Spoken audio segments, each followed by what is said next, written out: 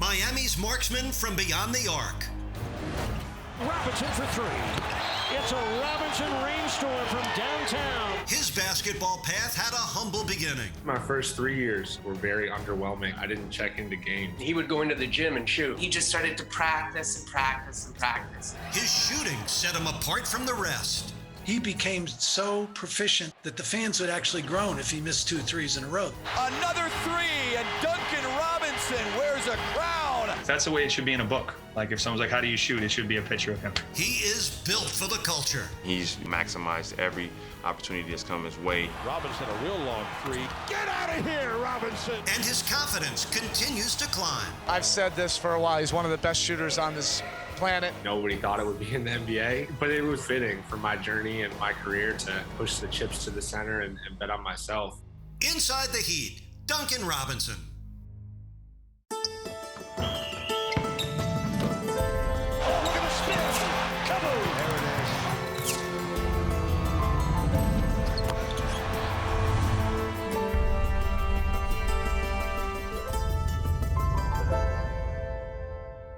Hello, everyone, and welcome to Inside the Heat. I'm Eric Reed. As we begin the Miami Heat's 33rd NBA season, things may look and feel a lot different around here, but Heat Nation, as always, has a lot to be excited about, including one of the game's elite three-point shooters. Fresh off his franchise record-setting season from downtown, Duncan Robinson has become a key part of the Heat's success. His path to the NBA, unique, fueled by hard work, determination, and a belief in himself. Recently, Duncan and I enjoyed a virtual conversation, and we started at the very beginning.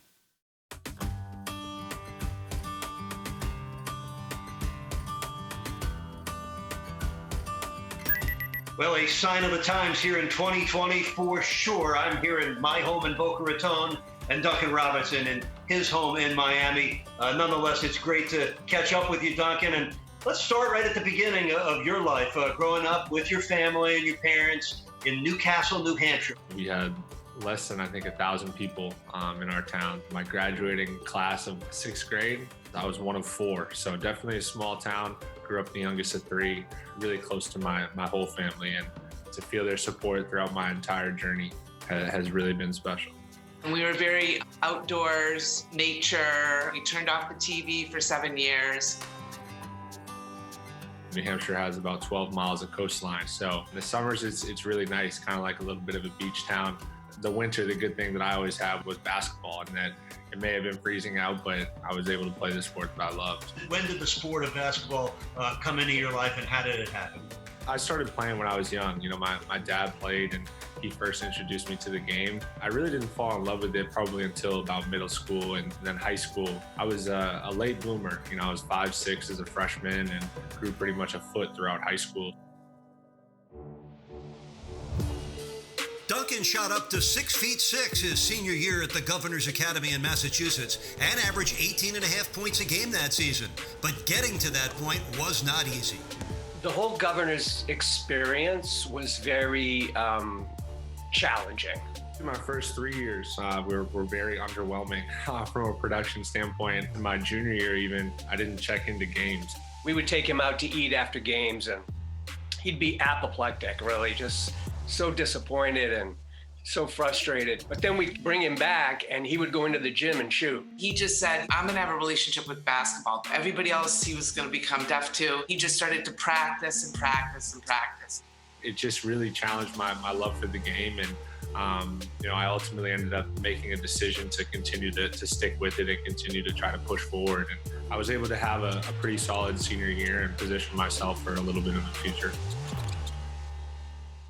I want to take you back to your AAU basketball days with the Middlesex Magic. You had a coach by the name of Michael Crotty Jr. I know you had an important coach-player relationship with him. Tell us about that experience. Yeah, so, you know, I didn't play AAU up until my last year of high school. I never really had the opportunity to latch on with a good program. Michael Crotty really opened so many doors for me, and first and foremost was really one of the first coaches to really believe in me and push me and challenge me and encourage me. To be able to instill confidence was something I tried to do. I would always just say to him, you are the best shooter in the gym. period. How did the shot get uncovered and discovered that you had a gift for shooting the basketball? I always loved just kind of being in the gym. All throughout high school, I spent a ton of time in the gym, really just by myself. It was a lot of just shooting and then chasing after the ball and then going back out and shooting again. That's the way it should be in a book. Like if someone's like, how do you shoot? It should be a picture of him. Lightly recruited with only a few Division III offers, Duncan decided to delay college for a postgraduate year at Phillips Exeter Academy. Opting for a fifth year is something that's much more common in New England, and it just made sense for me. He just kind of needed that springboard. So when he got here, he definitely got stronger. His confidence grew, and then he just took off. He was the best player in our gym a lot of nights. Duncan led Exeter to a 28-1 record and the program's first championship. In the title game, the MVP shot a perfect 9 for 9 from the field en route to 24 points and 10 rebounds. Where's the MVP trophy going? Wherever my mom wants it to go. She supported me all the way through, so it's hers. She can do what she wants with it. I developed a really great relationship with Coach Jay Tilton, who's built an incredible program at Exeter, and it was one of the best decisions I ever made.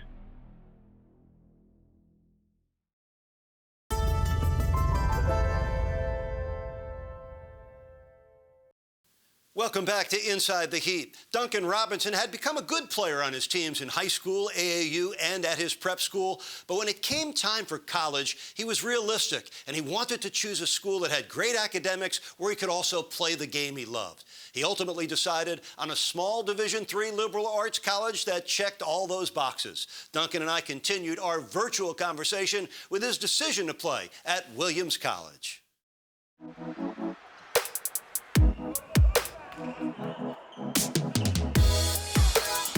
As good a high school player as he was, I knew he was going to be a better college player. I love Williams. When he decided to go, I was certainly excited as an alum. I knew he was going to help us win a lot of games, and I knew he'd have a great experience. I chose to play at Williams largely because of Coach Mike Maker. I felt like I was really wanted to be a part of a program, and that meant so much to me. We were surprised that, I don't want to say he fell to us, but to be honest, I thought he was a Division I player. He was gaining a sense of himself as a impact player on the team. It wasn't until probably halfway through the year where I really started to develop confidence, and they were just constantly pushing me to be more and more aggressive. You need to shoot more. If we want to get to where we want to get to, you need to be more aggressive. You need to shoot, and you could see it slowly start to click. Robinson, three, bang! He became so proficient so early on that the fans would actually groan if he missed 2 threes in a row. They'd be like, oh. He set every freshman record that Williams has ever had. So I think it was evident that in 1 year, he was definitely going to be the best player our school had ever seen. Robinson gets it to go. Williams made it to the 2014 Division III National Championship game, but came up short. When Coach Maker left for a Division I offer, Duncan began exploring his options. I immediately called Coach Beeline and told him, I think I have a player for you. He's every bit as good as any kid we had at West Virginia. That's when I was offered an official visit to Michigan.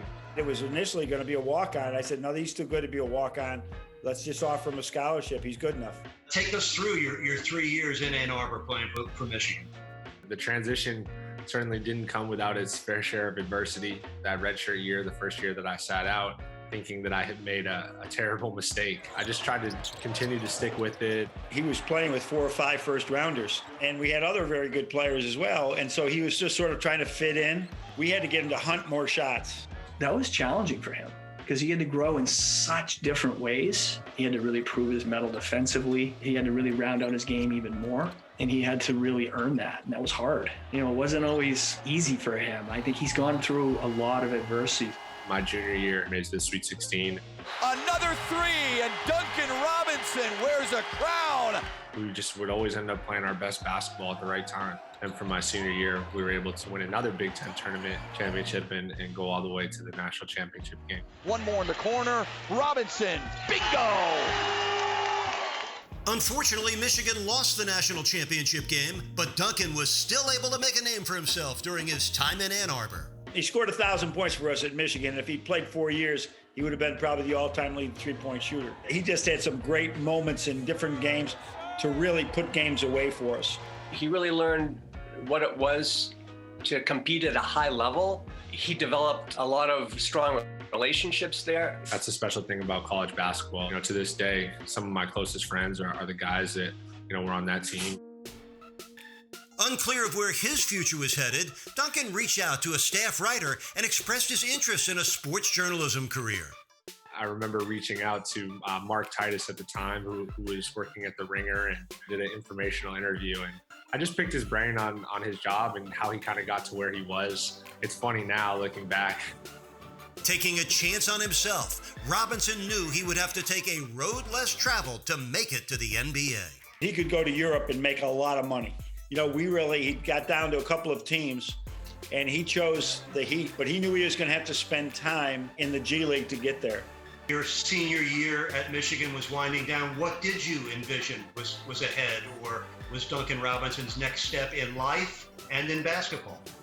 I didn't know what that would look like. I thought there was a very good chance it could have been overseas, could have been in the G League. Truthfully, probably nobody thought it would be in the NBA.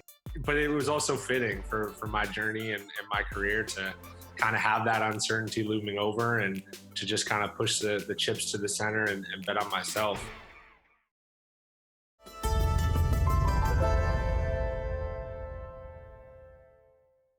Welcome back to Inside the Heat. Duncan Robinson's college career at the University of Michigan was a dream come true on so many levels. But after going undrafted by the NBA, Duncan faced a basketball crossroad: play overseas, walk away from the game, or continue to chase his dream. And Duncan did that by earning a spot on Miami's Summer League roster. And our virtual conversation continued with this chapter of his basketball story.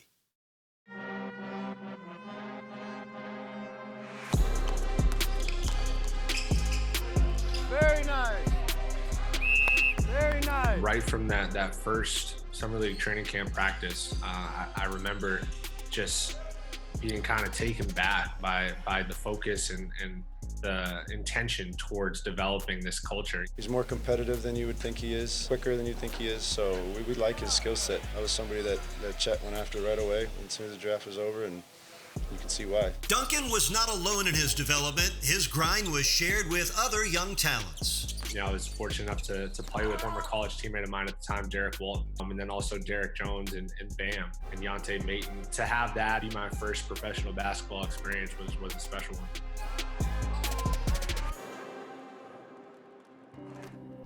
A stellar Summer League performance landed Duncan a two-way contract with the Miami Heat and its G League affiliate, the Sioux Falls Skyforce. I felt like it was such a great fit, you know, an organization that prides itself on its development and finding guys that have a chip on their shoulder. I felt like I was falling into the perfect place, and I was just excited for the opportunity ahead. That's what separated him, actually. He got to experience that.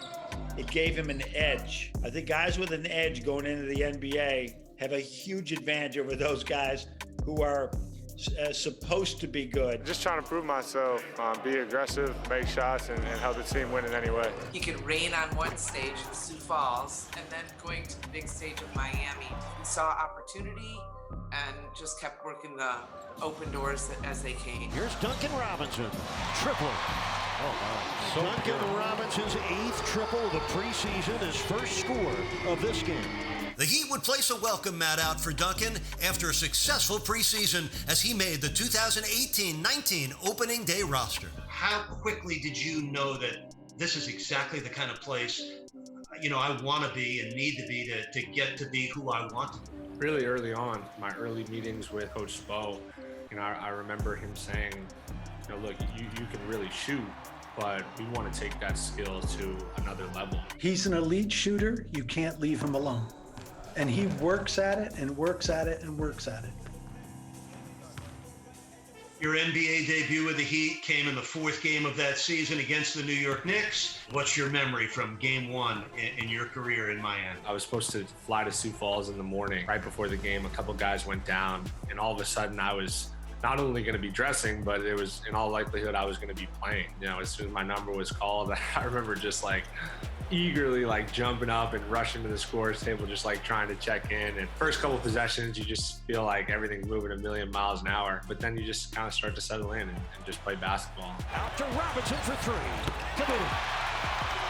Duncan Robinson, your official welcome to the NBA.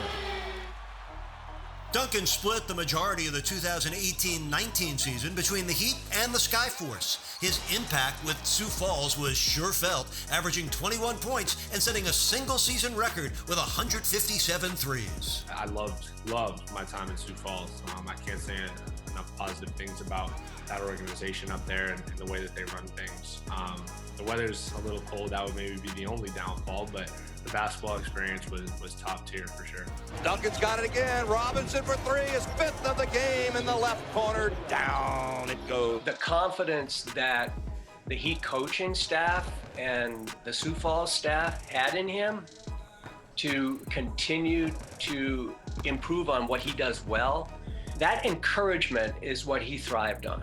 You know, what I loved about both experiences was when I was with the Heat, I could really observe and be challenged in practice and see what it took to, you know, hold your own at that level. And then when I went down to Sioux Falls, I had the opportunity to really play through mistakes and be challenged on both ends of the floor. It felt like I was really giving myself a chance to, you know, pursue my ultimate dream, which was playing in the NBA. Duncan Robinson for three.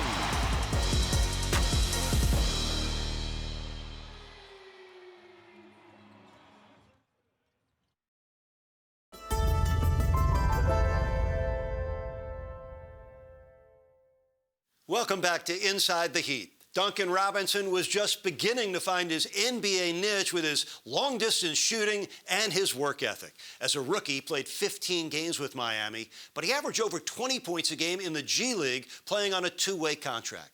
As his second season was about to begin, Duncan sensed he was ready for a bigger role in Miami, and we continued our virtual conversation looking back on his breakout NBA season.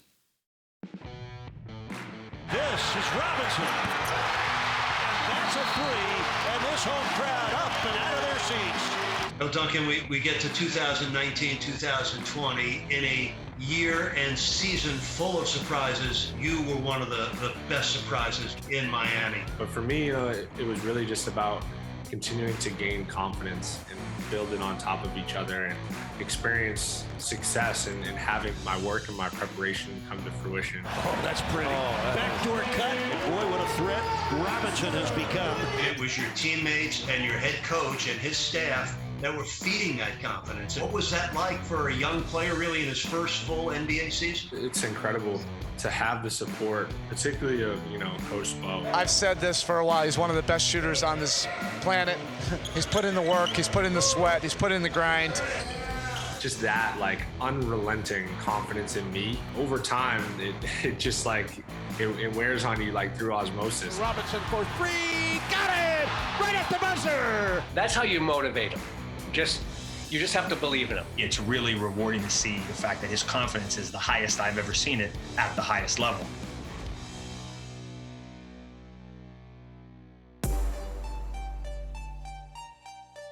Step back, three on the way. Robinson got it to go. Robinson, wow.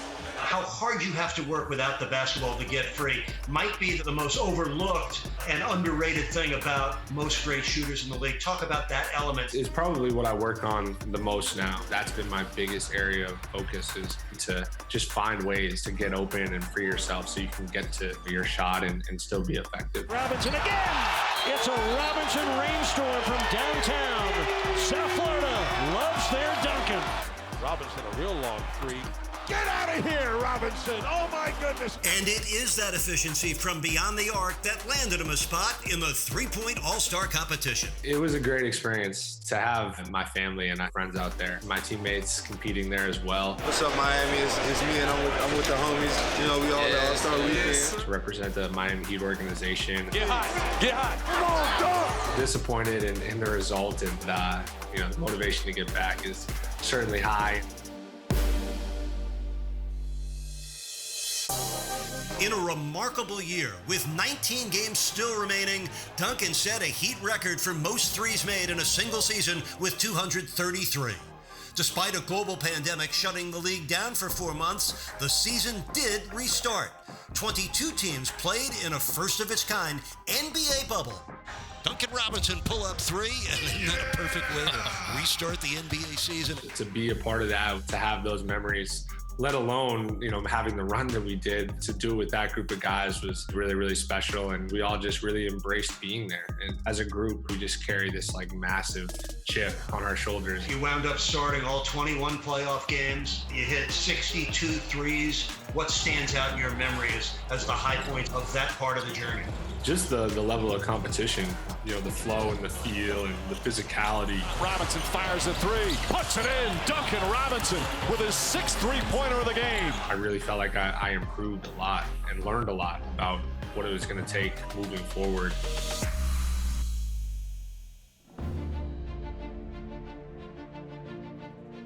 Duncan is really one of the most amazing stories that we've had. Somebody that came in undrafted.